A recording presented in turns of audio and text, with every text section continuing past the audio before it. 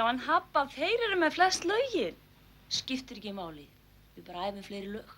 Fáum okkur umboðsmann, fáum okkur töffrótara sem neglir alla slordísirnar út á landi. Fáum okkur rútu og svo bara af stað. Það var bara ekki til síðs að konur væru endilega að koma sér fram. En ég meina, ég er ekki til hellinga, það er örugglega til hellinga konur sem byggur til lög, það er bara aldrei skrifið niður. Það voru þessir einstaklingar sem að réðu yfir konunum. Það var elsti bróðurinn, það var eiginmaðurinn og það var pappinn.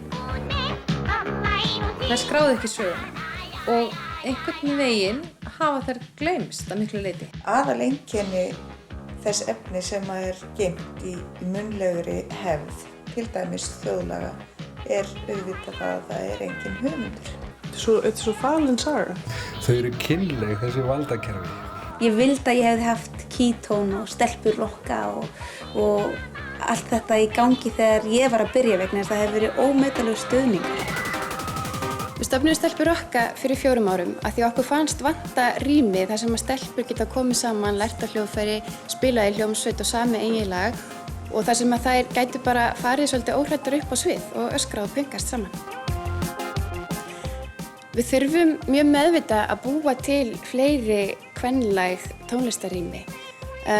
Vandamálið er ekki skortur á frábærum tónlistarkonum. Við höfum til dæmis rokkað með yfir 200 stelpum og konum þau 4 ár sem við höfum starfað.